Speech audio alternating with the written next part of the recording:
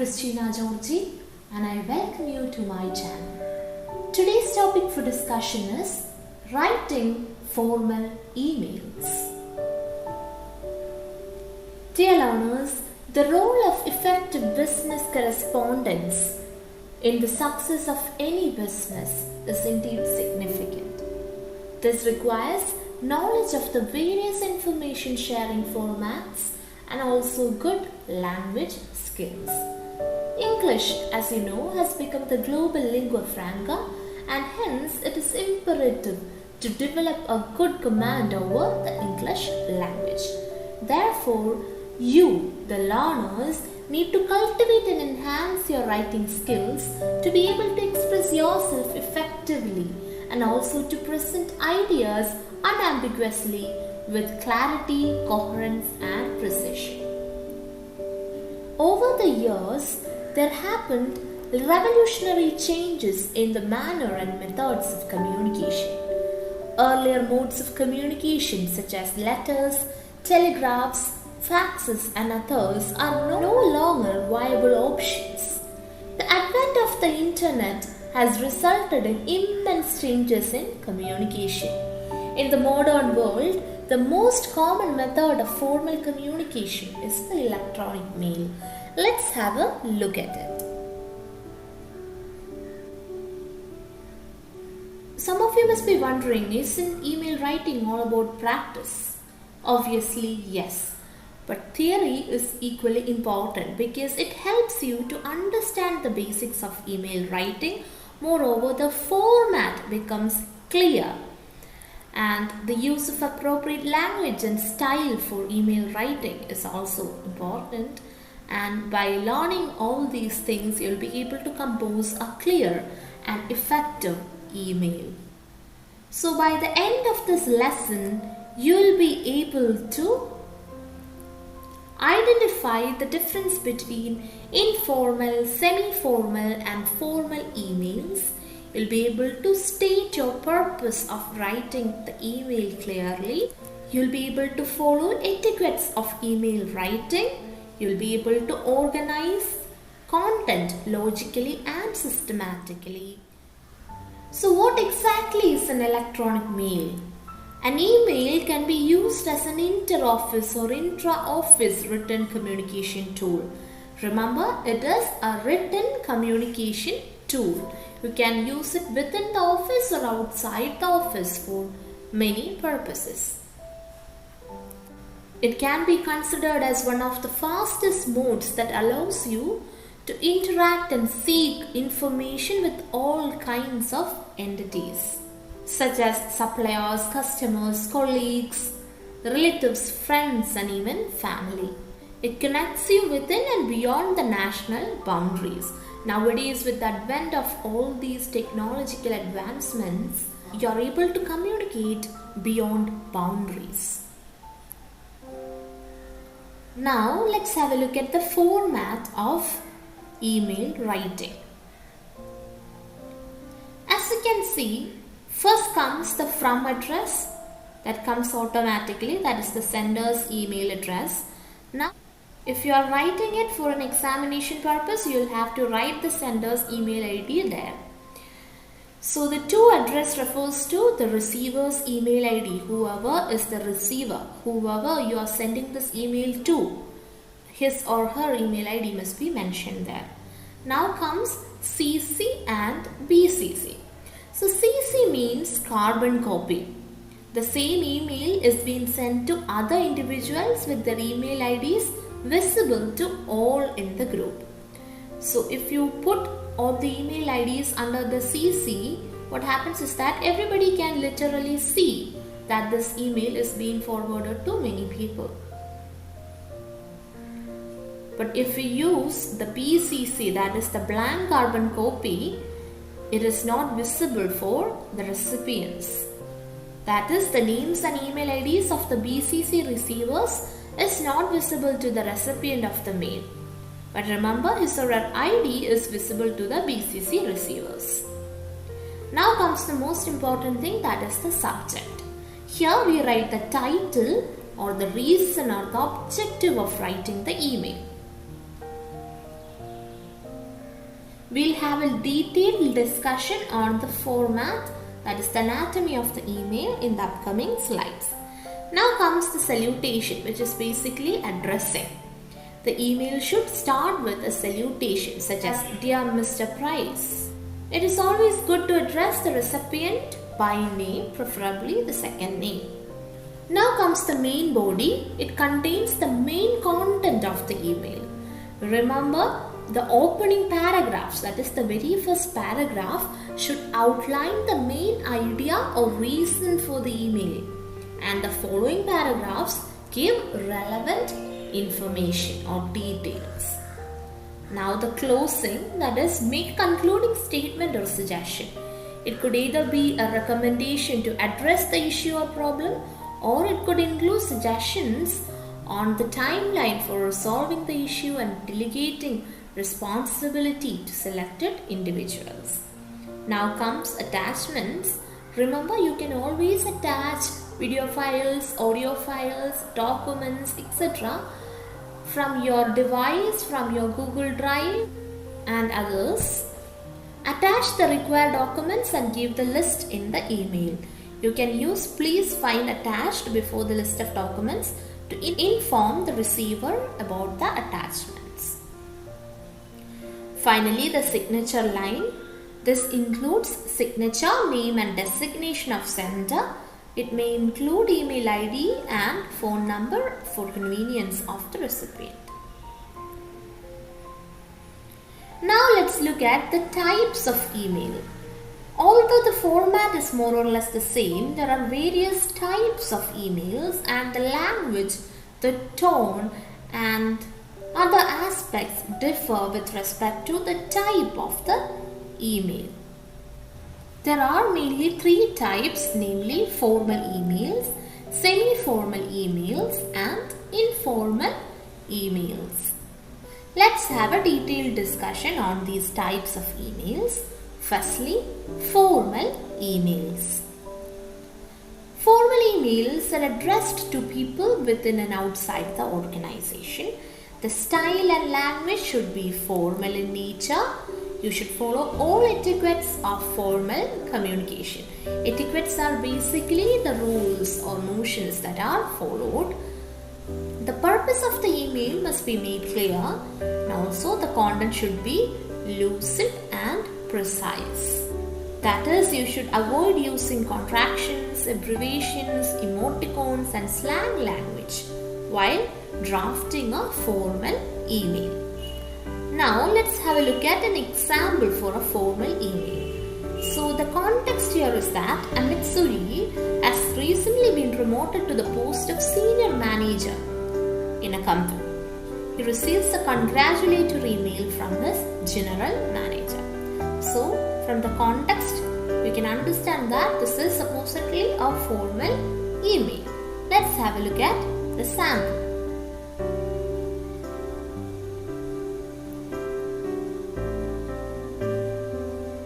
To Amit Suri, subject: promotion to the post of senior manager. See the way in which the subject is specified. Now the salutation: Dear Amit Suri. Look at the opening paragraph. I am pleased to apprise you of your promotion to the post of a senior manager in the production department. The next paragraph. You have been with Hindalco Industries for the past 7 years and have proved your worth time and again. Your dedication, hard work and willingness to take on new initiatives have been recognized and appreciated by your seniors. Next paragraph. You have implemented procedures, have improved efficiency in your department and have been recognized for outstanding achievement. Now see the closing. Please accept my congratulations on your promotion. Regards, Pratik Chopra, General Manager, Hindalco Industries. See the way the sentences are structured without any kind of contractions, abbreviations, collocations or slang. So this example would serve as a sample for formal email writing. Now let's have a look at the semi-formal emails. These are addressed to colleagues functioning within a team and at the same seniority levels. Semi-formal comes between formal and informal. The email can be brief in nature, the language can be casual and friendly. Etiquette is necessary though. The purpose of the email and message should be clear. Now let's have a look at an example. The same context, but this mail is from Amit Suri's colleague. Have a look at it.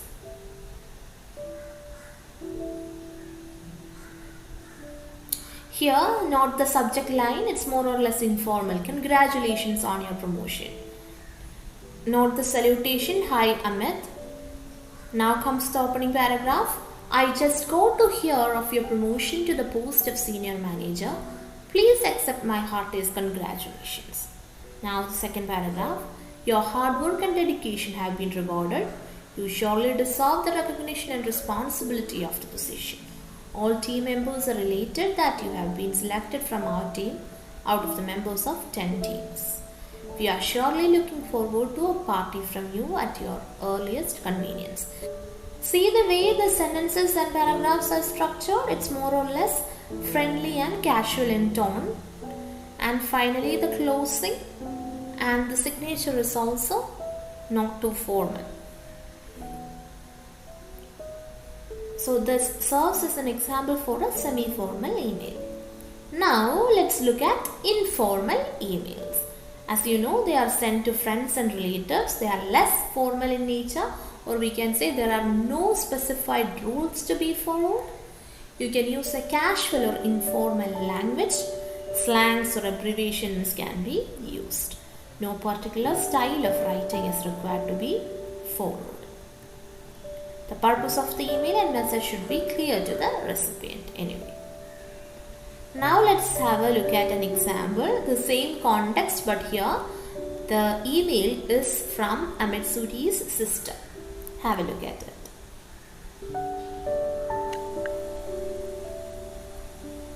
So note the congratulations, that too in capital letters and with exclamations. Very often we avoid capitalizations while drafting formal emails. The salutation is informal. Hi Amit, the first name. Then the opening paragraph, we just got the super news of your promotion. I'm so excited and thrilled. Big party is due from you, and of course gifts for your loving sis. See the way it is structured? Super, that too capitalized. Very casual in tone. Your loving sis. She has used the short form. Mom and dad too are overjoyed. They are proud of their hardworking son. They sent you their love and blessings.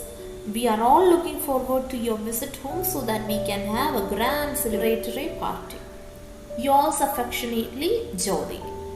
The closing and signature is very casual in nature. So this would serve as a typical example for an informal email. Now let's have a look at the anatomy of a good email. That is how an email should be structured. Firstly, the subject line, the salutation, the body, closing and signature. These are the 5 important aspects of writing a good email.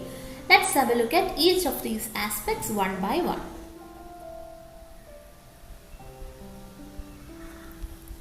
The subject line is the most important part of the email.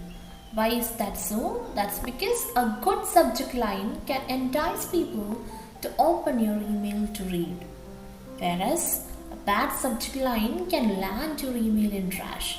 So dear learners, always be very careful while writing your subject line. Remember to change the subject line while discussing new topics. Now comes the salutation or greetings. Directly address the person you are sending the email to. You can write dear students if you are addressing a group of students. Dear Miss Jones if it is more like in a formal format. Suppose you don't know the name of the person you are addressing. Then it is always better to use the designation or position of the person. That is, if you do not know the name of the person whom you are sending the email, try to find the designation or position or simply address as Dear Human Resource Department. Dear Sir or Madam is the most common way of addressing that is seen in most emails. Haven't you seen? Yes. If you are addressing a group of people, you can use Dear All. Moving on to the body of the email. Here, remember to introduce yourself if you are connecting with someone for the first time. Also, briefly explain the subject in the beginning. That is, within the opening paragraph itself, introduce yourself and explain the subject. Remember to be clear and concise. Remember to organize the contents point-wise in paragraph. This doesn't mean like you should write in bullet points. No, you need to organize your ideas in paragraphs, whereas each paragraph should have only one main point of discussion. Also, check the grammar, spelling and punctuation. Moving on to closing. Remember to sign off on a friendly tone. For example, thanks, best regards, best wishes, etc. Choose a closing that genuinely reflects your sentiment and strengthens your relationship to ensure professionalism. Signature. Always remember to use your full name. Your contact information should also be mentioned in the signature. This could include your designation, company's name, phone number, email ID, website address, etc. Providing this information establishes a connect apart from creating a good impression. Here is a sample.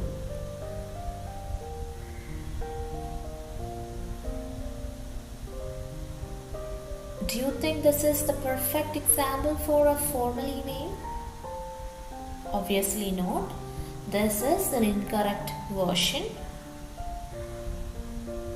Why is it the incorrect version? It's because mail consists of numerous mistakes. Starting from the salutation, it should either be Miss Sanjana or Miss Shroff. Note that while addressing to a female, you always use Miss, MS, as title. Now, if we move on to the body, the language used is also informal. The sentence structures are not well drafted, so the email does not convey the appropriate message, does not create an impression on the reader or receiver as it should. Moving on to the main body, as you can see, it is not divided into paragraphs, and the signature is also incomplete. Now let's look at the correct version of the same. Here the salutation is proper, the language used is formal, no abbreviation and slang is used. The main body is divided into paragraphs, the opening and closing are also appropriate. The signature is also done well. Moving on to the sample phrases or sentences. These would serve as the starter kit to writing good emails, and this can be used in formal email writing. Firstly, let's have a look at the sample phrases or sentences for greetings. Here you are basically expected to address the recipient. Could be Dear Jones, just the name. Hi Amit. This is mostly used in informal emails. Dear Professor Jane, that would be a very formal way of addressing. Dear Miss Sharma, this too is a formal way of addressing. Now let's have a look at the examples for introducing a topic or informing something. This is to inform you. Just to let you know, I've got the news for you. Moving on to follow up on previous discussion on email related sentences and phrases as discussed. That would be the perfect one. To follow up on a meeting or discussion as required, regarding or in regards to. Now asking and requesting. I would like to know if. Could you please let me know if. Could would be the more polite way and would be more informal in nature, whereas can would be the informal or less polite way of asking. Could you confirm if when or how something can happen. Could you give me an update or an estimate on something? Thanking, this is a very important aspect. Getting back to me or about the information. Thank you for the update. Thank you for getting back to me. Or thank you for the information. Or thank you for the update. Thank you for the email. Thank you for following up on something, etc. Ending, this is also important. To you as soon as I can. I will let you know. Let me know. Looking forward to hearing from you soon. Keep me posted is also very commonly used. Thanks or regards or all the best. That's also very common. Now let's discuss some points to keep in mind while writing a formal email. Firstly, be clear about the purpose of writing the email. The purpose should be made crystal clear to the recipient.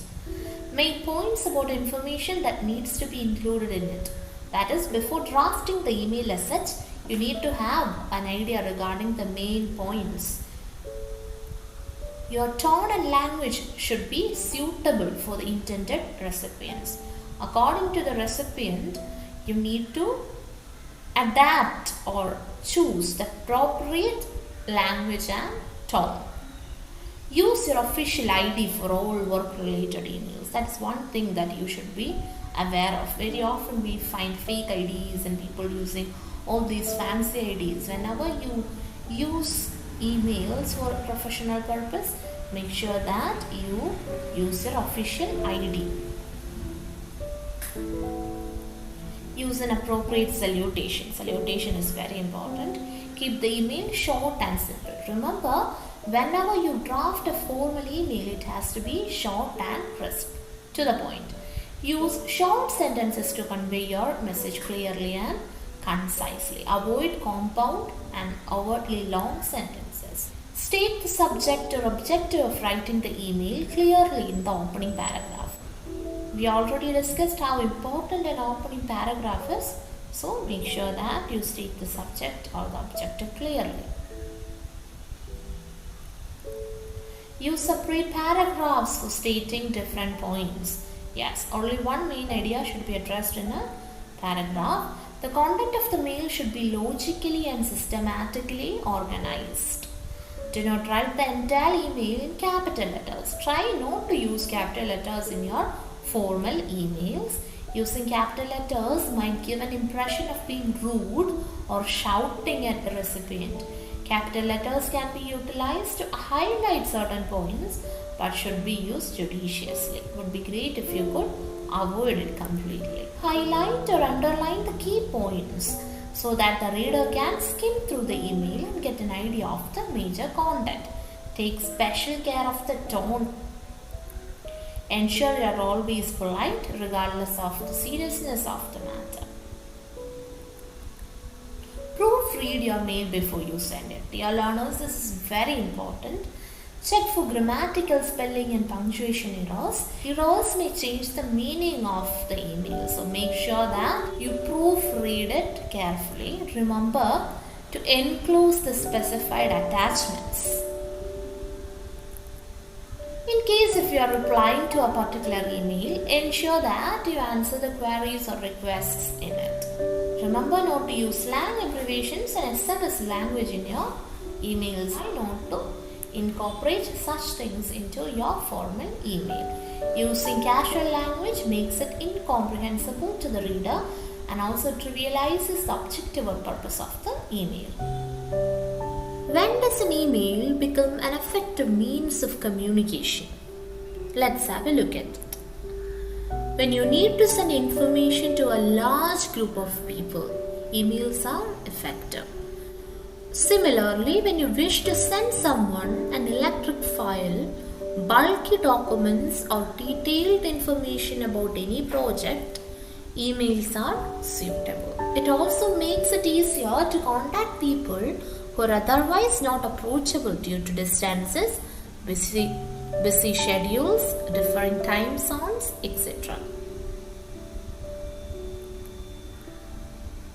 If you require daily communication on varied matters in an organization, emails would be the perfect choice, especially when you need a written record of communication in a formal context.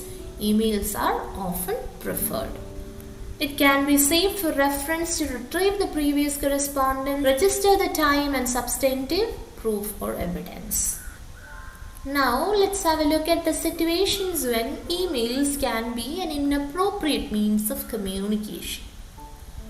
If the issue is complicated and involves repeated lengthy discussions, in those situations, it is better to arrange a meeting with the concerned person or party rather than using emails. Your email can be forwarded to others without your knowledge, and this can be accessed and misused by anybody.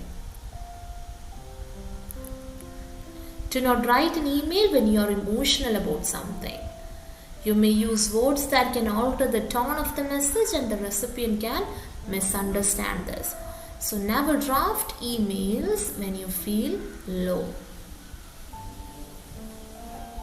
Let's conclude this session with a sample for a formal email. Following is the resignation email of Mr. Sushil Kumar, project manager.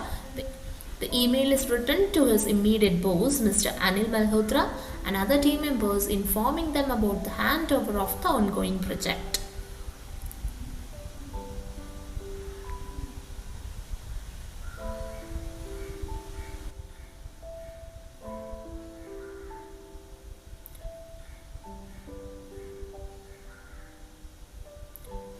Dear learners, this particular sample would facilitate as a typical example for formal email writing, and this would help you draft similar emails. That's all for this video lecture. We'll meet again soon with interesting, useful contents. So till then, take care and thanks for watching.